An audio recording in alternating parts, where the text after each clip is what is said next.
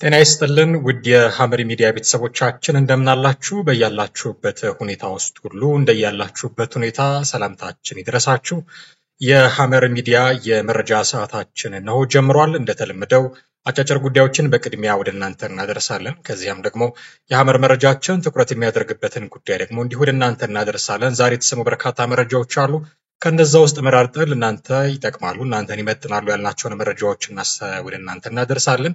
ከዚያም ደግሞ በተለያዩ መረጃዎች አጠናቅረን ትኩረት ያደረግንበትን ዳሰሳም እንዲሁ ወደ እናንተ እናደርሳለን። ሐመር ሚዲያችንን ሰብስክራይብ ያደረጋችሁ ቻናላችንን ማለት ነው፣ ቪዲዮቻችንንም ደግሞ እንዲሁ ሼር ላይክ ያደረጋችሁ ተከታተሉን ዘንድ የአክብሮት ግብዣችን ነው። የሐመር መረጃ ብቻ ሳይሆን ሌሎች ፕሮግራሞችም ወደ እናንተ የሚደርሱበት ቻናል ነው። ትንታኔዎች ይቀርቡበታል፣ እንግዶች ይቀርቡበታል፣ ውይይቶች ይቀርቡበታል፣ የቀጥታ ስርጭቶችም ወደ እናንተ የሚደርሱበት ቻናል ነው። ይህንን ቻናል ሰብስክራይብ በማድረግ ለወዳጆቻችሁም ደግሞ ቪዲዮዎችን በማጋራት እና ሐሳብ አስተያየቶቻችሁንም ደግሞ በመስጠት ከኛ ጋር አብራችሁን ትቆዩ ዘንድ የአክብሮት ግብዣችን ነው። መረጃዎቹን ወደ እናንተ እያደረስኩኝ አማሃ ደገፋ አብሬያችሁ ቆያለሁ። ወደ መጀመሪያው መረጃችንን እናልፋለን። ህወሓት አካባቢ ትግራይ ክልል ውስጥ ያለውን ጉዳይ የሚመለከት ነው። የሳልሳይ ወያኔ ትግራይ ፓርቲ ያወጣው መግለጫ አለ። የህወሓት አንጃ የተቆጣጠረው ጊዜያዊ አስተዳደር ለውጥ አያመጣም ሲል የሳልሳይ ወያኔ ትግራይ ፓርቲ ገልጿል። ፓርቲው በይፋዊ ገጹ ላይ ባወጣው መግለጫና ትንታኔ በመቀሌ ለጋዜጦች በሰጠው ማብራሪያ በጀነራል ታደሰ ወረደ የሚመራው ጊዜያዊ አስተዳደር የህወሓት አንጃ ስልጣኑን እንዲቆጣጠር ፍቃድ እንደሰጠውም ገልጿል። በፕሪቶሪያ ስምምነት አንቀጽ 10 መሰረት የሚመሰረተው ጊዜያዊ አስተዳደር ሁሉን ያካተተ እንዲሆን የተደነገገ ቢሆንም አሁን የተመሰረተው ካቢኔ ግን ይህንን አለማሟላቱንም ገልጿል። ሳልሳይ ወያነ ትግራይ ፓርቲ አሁን ያለው የጊዜያዊ አስተዳደሩ ካቢኔ በዶክተር ደብረጽዮን ለሚመራው ህወሓት ተላልፎ የተሰጠ ነው ያለው ፓርቲው እንደ ምሳሌም የከተማ ልማት ቢሮ፣ የውሃ ሀብት ቢሮ፣ ትምህርት ቢሮና የጤና ቢሮ እንዲሁም ሌሎች ስልጣኖች በዚህ ቡድን መያዛቸውንም አስረድቷል። ጨምሮም በአንድ ኃይል የበላይነት የተያዘ ጊዜያዊ አስተዳደር ለትግራይ ዘላቂ ለውጥ ማምጣት አይችልም ያለው ሳልሳይ ወያነ እንዲህ አይነቱ ድርጊት ወደ አምባገነንነት ሊያመራ እንደሚችልም አሳስቧል በዚህ መግለጫው ላይ። በመሆኑም ሳልሳይ ወያነ ጊዜያዊ አስተዳደሩ ካቢኔውን ሁሉም ባካተተ መልኩ እንዲቀይርም ጥሪ ያቀርበዋል። ይህንን ጥሪ ከቀናት በፊት አቶ ጌታቸው ረዳ ማቅረባቸው ይታወሳል። ሁሉን ያላካተተ ጊዜያዊ አስተዳደር ነው በሚል የሌተናል ጄኔራል ታደሰ ወረደን ካቢኔን መቃወማቸው ይታወቃል። ይቀጥላል። የሳልሳይ ወያነ መግለጫ ከጋዜጠኞችም ምንድነው ጥያቄ ቀርቦለት ነበረ። ሳልሳይ ወያነ ፓርቲ መግለጫውን ለሰጡት የፓርቲው አመራሮች ማለት ነው። እንዲህ አይነት ቅሬታ ከማቅረባችሁ በፊት ከጄኔራል ታደሰ ጋር በጉዳዩ ላይ ተወያይታችሁ ነበር ወይ የሚል ጥያቄ ተነስቶላቸው ነበር። የፓርቲው አመራሮች ግን ጉዳዩን በተመለከተ ከጊዜያዊ አስተዳደሩ ጋር ለመነጋገር ያደረግነው ጥረት አልተሳካም በማለት መልሰዋል። ይህ እንዲህ እንዳለ እንግዲህ አቶ ጌታቸው ረዳ ከሌተናል ጄኔራል ታደሰ ወረደ የቀረበላቸውን ግብዣ ውድቅ አድርገዋል። አቶ ጌታቸው ረዳ በመቀሌ ከጄኔራል ታደሰ ወረደ የቀረበላቸውን የምስጋናና የሽኝት መርሃ ግብር ነው ውድቅ ያደረጉት። ሚያዝያ 3 ቀን 2017 ዓ.ም የጠቅላይ ሚኒስትሩ የምስራቅ አፍሪካ ጉዳዮች አማካሪ ሚኒስትር ሆነው የተሾሙት አቶ ጌታቸው ረዳ የሹመት ስልጣናቸውን ካገኙ በኋላ ለመጀመሪያ ጊዜ ለሚዲያ ቃለ መጠይቅ ሰጥተዋል። ሚኒስትሩ ዩኤምዲ ለተባለ ሚዲያ ነው በትግርኛ ቋንቋ ቃለ ምልልስ የሰጡት። በዚሁ ጊዜ በተናገሩት ንግግር በትግራይ የተደረገው የስልጣን ሽግግር የትግራይ ህዝብን ደህንነትና ህልውና የሚያስጠብቅ አይደለም ብለውታል። የኢፌዴሪ ጠቅላይ ሚኒስትር ለደህንነታቸው ያደረጉትን ጥንቃቄ እውቅና በመስጠት ያመሰገኑት አቶ ጌታቸው በማንኛውም መመዘኛ የትግራይ ህዝብ መልሶ ወደ ጦርነት እንዳይገባ የቻሉትን ሁሉ እንደሚያደርጉም ቃል ገብተዋል። እንግዲህ የፕሪቶሪያው የሰላም ስምምነት ከጫፍ እንዲደርስ አበክረው እንደሚሰሩ የገለጹት የአቶ ጌታቸው ረዳ በትግራይ ክልል የተጀመረው ለውጥ ፍላጎት ወደ ኋላ የሚጎትት ማንኛውም እንቅስቃሴ ተቀባይነት የለውም ሲሉም አክለዋል። ትግራይ ላይ እሳቸውን ለመግደል የተሸረበ ሴራ እንደነበረ፣ ይህንንም ሸሽተው ከትግራይ ፖለቲካ የመውጣት አንዳች ፍላጎት እንደሌላቸው እንዲሁ ተናግረዋል። እንግዲህ የተደረገው የስልጣን ሽግግር ጠቅላይ ሚኒስትሩ በተገኙበት በትግራይ መቀሌ ቢሆን ትልቅ ትርጉም ይኖረው ነበር ያሉት አቶ ጌታቸው ረዳ ትናንትን እየመዘዙ ቁርሾና ቂም በቀል ማቀጣጠል ፋይዳ የለውም በማለትም ተናግረዋል። ጠቅላይ ሚኒስትሩ መቀሌ ተገኝቶ የተደረገ ሽግግር ቢሆን ምናልባት ትርጉም ይኖረው ነበር የሚል ንግግራቸው ለራሳቸው ለአቶ ጌታቸው ረዳ የደህንነት ስጋት ያለው ቦታ ከሆነ ትግራይ ክልል ለጠቅላይ ሚኒስትሩ እንዴት የደህንነት ስጋት አይሆንም ከሚል መነሻ ብዙ ትችቶች ምናልባትም ደግሞ ግብረ መልሶች ይኖሩታል ተብሎም ይጠበቃል። ይቀጥላሉ አቶ ጌታቸው ረዳ እኔን በክብር መሸኘት ቅድሚያ የሚሰጠው አይደለም ይላሉ። ቅድሚያ የሚሰጠው በትግራይ ክልል የሰፈነው ህግ አልባ አካሄድ እንዲስተካከል መስራት ነውም ሲሉም አክለዋል። የትግራይ ህዝብ የሰጠኝ ክብርና እውቅና ከፍተኛ ነው። ከዚህ ክብርና እውቅና በላይ የምመኘው የምስጋና መድረክ የለም ሲሉም ገልጸዋል። እንዲሁ አቶ ጌታቸው ረዳ በአዲሱ የክልሉ ጊዜያዊ መስተዳድር የቀረበላቸውን የምስጋናና የክብር የሽኝት ፕሮግራም እንደማይቀበሉት አስታውቀዋል። በክልሉ ያሉ ሌቦችና ህገወጦች አደብ ለማስገዛት ለሚደረገው ጥረትም እንደሚያግዙ፣ ህዝቡን ለማገልገል እንደ ትናንት ዛሬም ዝግጁ እንደሆኑም ነው አቶ ጌታቸው ረዳ ጨምረው የገለጹት። ከህወሓት ጉዳዮች ግን ሳንወጣ ዛሬ በራያ አዘቦ አካባቢ ከፍተኛ የህዝባዊ ሰልፍ ተደርጓል። ይህ ሰልፍ የተደረገው የህወሓትን በመቃወም እንደሆነ ነው የተለያዩ መረጃዎች የሚጠቁሙት። እንግዲህ እንደሚታወቀው በአማራ ክልልና በትግራይ ክልል መካከል ራያና እንዲህ ወልቃይትን አስመልክቶ ያለ የቦታ ይገባኛል ክርክር እንዳለ ይታወቃል። የፕሪቶሪያው ስምምነትም እነዚህን ቦታዎች አወዛጋቢ ቦታዎች ብሎ ነው የሚገልጻቸው እና በህገ መንግስቱ አግባብ መሰረት ይፈታሉ የሚል ድፍን ያለ አገላለጽ ከመጠቀም ባለፈ የከሌ ቦታ ነው የከሌ ቦታ ነው የሚል ግልጽ ያለ ስምምነት እንዳላቀረበ ይታወቃል። በዚህ መሰረት አወዛጋቢ መሆናቸው እንደቀጠለ ነው። ከሁለቱ አወዛጋቢ ቦታዎች ምናልባት የወልቃይቱ በነ ኮሎኔል ደመቀ ዘውዱ ቁጥጥር ስር በመሆኑ ይነስም ይብዛም እንደው ቴክኒካሊ ለመናገር በአማራ ክልል ቁጥጥር ስር በመሆኑ እምብዛም እንዲህ አይነት ሰልፎች ሲደረጉበት አናይም። አንድ ካልተሳሳትኩኝ የኤክስ ወይ የትዊተር ፕላትፎርም ላይ ይመስለኛል ዲያቆን ዳንኤል ክብረትም ሲናገሩ ስለ ወልቃይት ምን አይነት አስተያየት አሉት ተብሎ ሲጠየቁ እየተመለሰ ያለ ጉዳይ ስለሆነ እኔ ምንም ምላሽ የለኝም፣ በታሪክ አጋጣሚ እየተመለሰ ነው፣ ጉዳዩን ህጋዊ ማድረግ ነው የሚቀረው አይነት ምላሽ ሲሰጡም ስለነበረ በወልቃይት አካባቢ አይ ቲንክ ያለው ነገር ወደ አማራ ክልል ለመካለል ጉዞ የጀመረ ይመስላል። በተቃራኒው በራያ አካባቢ ያለው ነገር ግን ህዝቡ በተደጋጋሚ ሰልፍ ይወጣል፣ ተቃውሞን ያሰማል። የህወሓት ሰዎችም እዛ አካባቢ አንዳንድ ነገሮችን ያደርጋሉ እየተባለም በብዛት ሲነገር እንሰማለን። የዛ ነጸብራቅ የሆነ ሰልፍ ደግሞ ዛሬ በራያ አዘቦ ተደርጓል።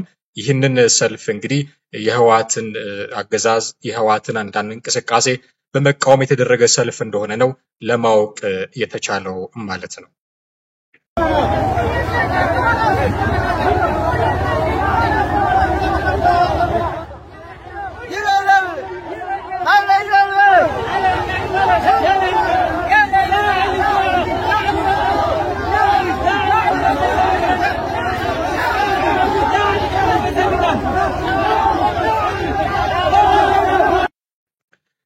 አንድ አስደንጋጭ መረጃ ከወደ አርባ ምንጭም እንዲሁ ተሰምቷል።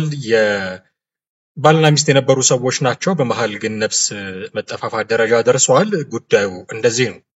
እህታችን ስሟ ባንቻየሁ በቀለ ትባላለች። አርባ ምንጭ ከተማ በተለምዶ ልማት ተብሎ በሚጠራ አካባቢ ወዜ በሚባል ቀበሌ ተወልዳ ያደገች ስትሆን የአንድ ልጅ እናትም ነበረች።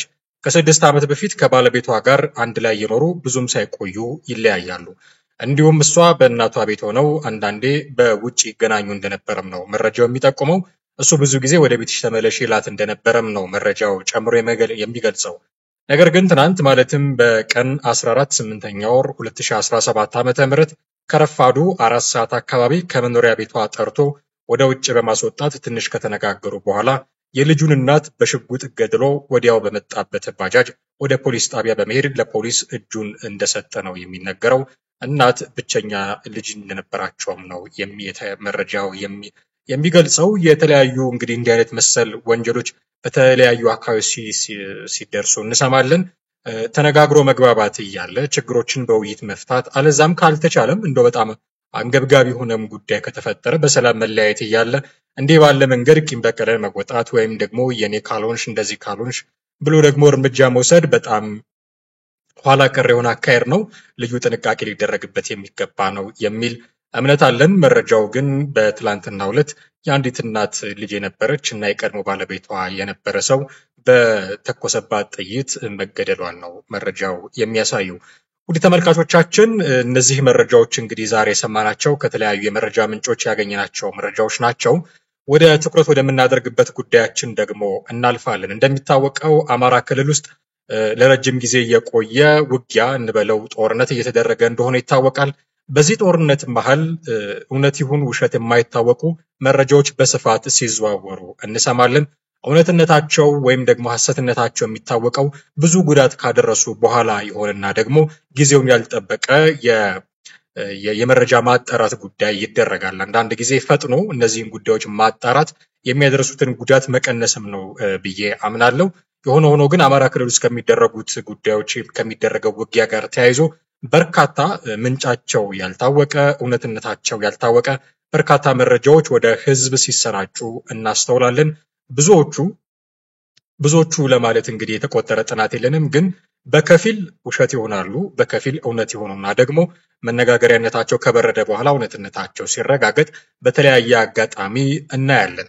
ዛሬ አንድ መረጃን ወደ እናንተ ለማድረስ ወደድን። ከሰሞኑ ፋኖ አንድ ሻለቃን ማርክ ያለው የሚል በሰበር ዜና መልክ የሰራው መረጃ አለ። የለም ይሄ መረጃ ደግሞ ውሸት ነው ብለው የካውንተር ፕሮፓጋንዳ እንበለው ወይ ደግሞ የመረጃ ማጋለጥ እንበለው እርግጠኛ ሆኖ መናገር ቢከብድም የለም እንዲህ አይነት ጉዳይ ተፈጽሞ ነው ፋኖች ዋሽተዋል የሚል ደግሞ መረጃ ያወጡ ደግሞ ሌሎች ሰዎችም እንዲሁ አሉ።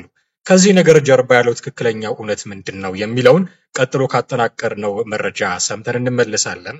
አብራችሁን ቆዩ። ጠቅላይ ሚኒስትር ዶክተር አብይ አህመድ ወደ ስልጣን ከመጡበት ጊዜ ጀምሮ ምናልባት ከመጀመሪያዎቹ ጥቂት ወራት በስተቀር በብዙ ሰዎች ልብ ውስጥ የተለያየ ስፍራ ያላቸው ሰው ናቸው። ዶክተር አብይ ለገሚሱ እንደ መልአክ የሚታዩ ጻድቅ ሲሆኑ ለገሚሱ ደግሞ ያላቸው ትርጉም ከዚህ በብዙ ይለያል። አንዳንዱ ሺህ ዓመት ንገስ እያሉ ቅን የሚቀኙላቸው፣ አንዳንዶች ደግሞ አይናቸውን አያሳየን ብለው የሚምሉባቸው መሪ ናቸው። በአንድ ወቅት ታዋቂ የፖለቲካ ተንታኝ ኤርሚያስ ለገሰ ግን ወደድንም ጠላንም ጠቅላይ ሚኒስትሩ አሸንፈዋል የሚል ንጽጽር ይዞ ብቅ ብሎ ነበረ። ብንወድም ብንጠላም በኢትዮጵያ ፖለቲካ ምህዳር ላይ ጠቅላይ ሚኒስትሩ አሸንፈዋል። ይሄ ነው እውነቱ። ብንወድም ብንጠላም ነው ያልኩት።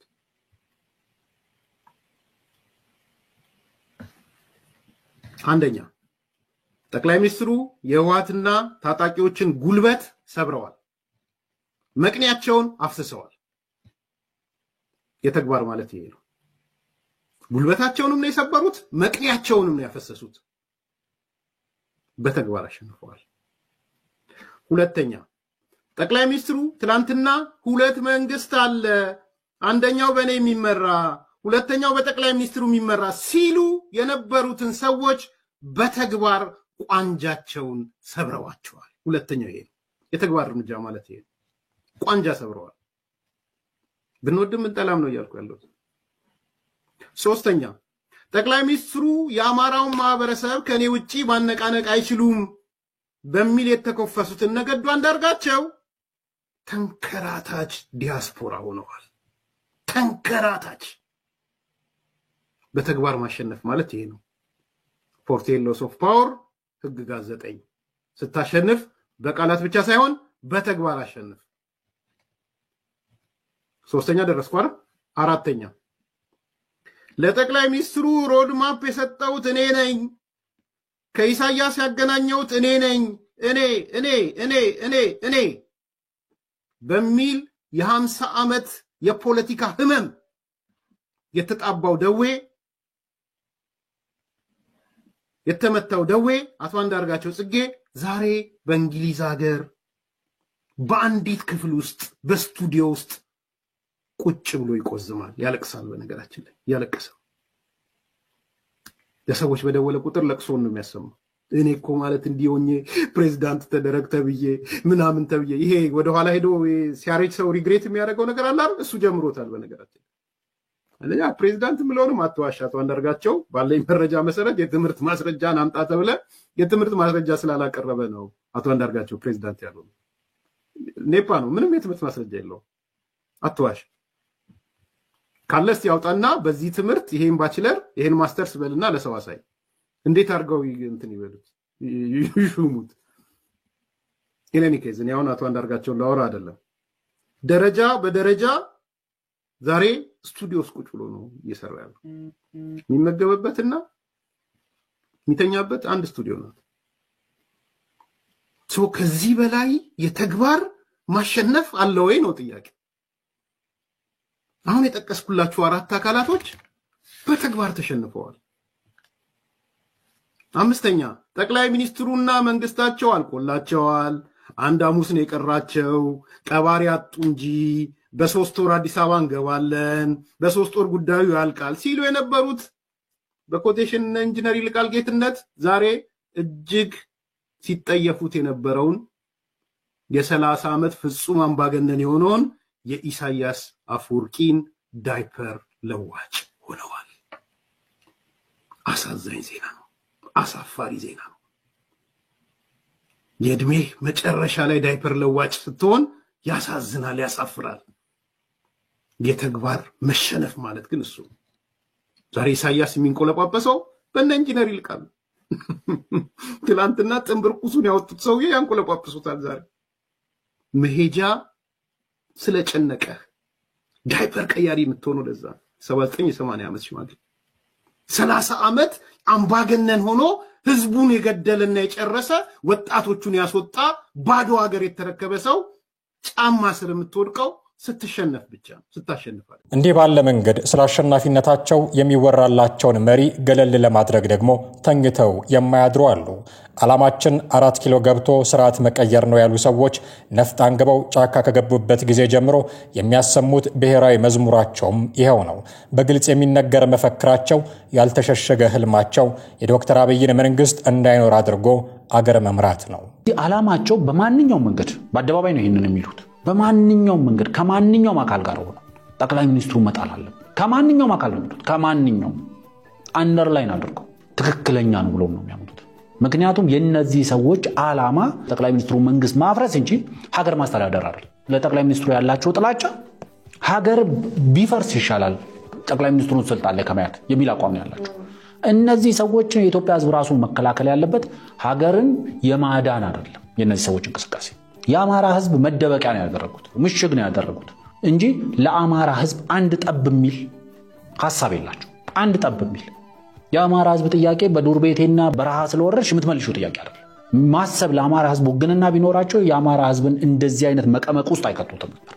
ህዝቡ እየዋለ እያደረ ሲሄድ ልጆቹ ትምህርት ቤት የማይሄዱበት ነባራዊ ሁኔታ እየተፈጠረ መሆኑ ሲገባው፣ ምርት ማምረት የማይችልበት ነባራዊ ሁኔታ መኖሩ ሲገባው እነዚህ ሰዎች ውጡልኝ ማለት ይጀምራል። ምክንያቱም እነሱን ታቅፎ በሰላም ወጥቶ መግባት እንደማይችል ይገባዋል። እነሱን ታቅፎ አምርቶ መብላት እንደማይችል ይገባዋል።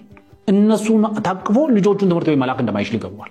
ይህን አዲስ ስርዓት ማንበር ዓላማ ያደረገ እንቅስቃሴን የሚመሩ ሰዎች ከሰሞኑ አንድ መረጃ ሲያሰራጩ ነበር።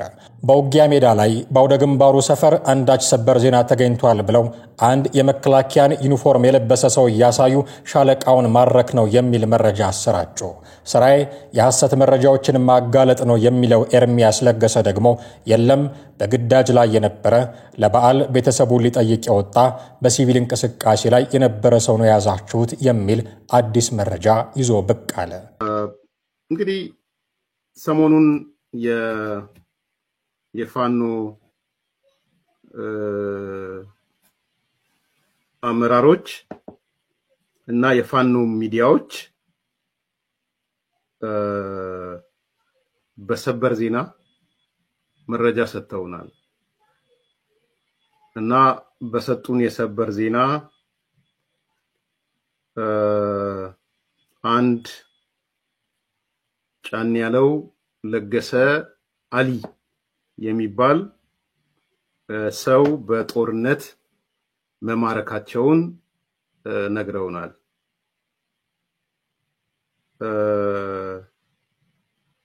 እነዚህ ሰዎች የፋኖ አመራሮች ሻለቃ ማዕረግ ያለው ወታደራዊ አዛዥ እንደማረኩም ነግረውናልና ከዛ በኋላ በሰበር ዜናም ከሰማም በኋላ የተለያየ ሚዲያዎች ፋኖ ሻለቃ ማረከ፣ በጦርነት ማረከ የሚል ዜና በሰፊው ሲነሳ ሰምታችኋል።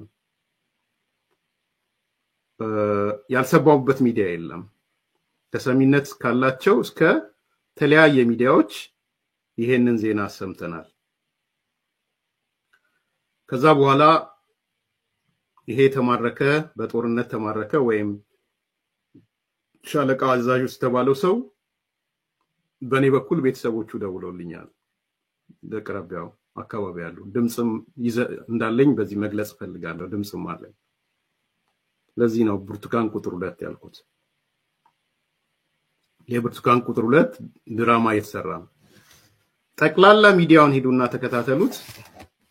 ማረክን ነው ዜናው ጠቅላላ። መጀመሪያ በሰበር ዜና ነው የተነሳው። ስለዚህ ሙርኮ ነው የተካሄደው ወይስ ሌላ ነገር ነው የተካሄደው የሚለውን ነገር እኔ እንዳልኩት ድምጽ አለኝ። ምናልባት ነገ ከነገ ወዲያ ድምጹን ቀይሬ ማሰማችኋለሁ ከፈለጋችሁ። በቤተሰብ በቅርብ ትረስት አድርገውም ስለደወሉም መረጃውንም ስለሰጡኝ ከዛም በኋላ በሌላም ቬሪፋይ ለማድረግ ሞክሬያለሁ። ምንድነው የሆነው? እውነት በሙርኮ በጦርነት በምናምን የተማረከ ሰው ነው? እንዳሳዩት የወታደር ልብስ ለብሶ የተያዘ ሰው ነው? እንዳሳዩት እዛ ወረቀት ደርድረው ምናምን እንዳረጉት ማዕረጉን ያረገ ሰው ነበር ነው ወይ? ይሄ ነው እየጠየቅኩ ያለሁት። ሰውየው ጫን ያለው ለገሰ አሊ ይባላል።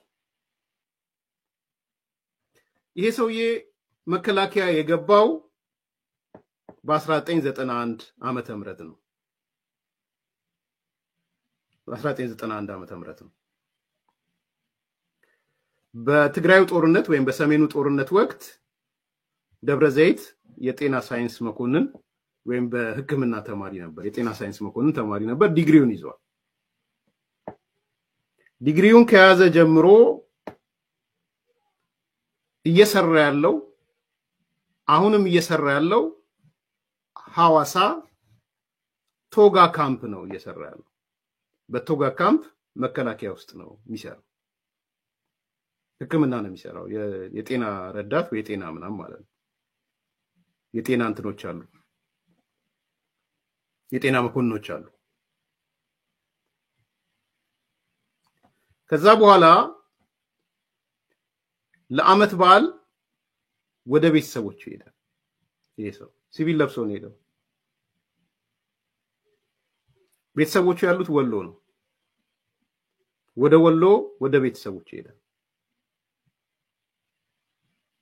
በዓሉን አክብሮ ከቤተሰቦቹ ጋር ወደ ሐዋሳ ሲመለስ ሰሜን ሸዋ ዞን ላይ ደብረ ብርሃን ላይ ይዙታል።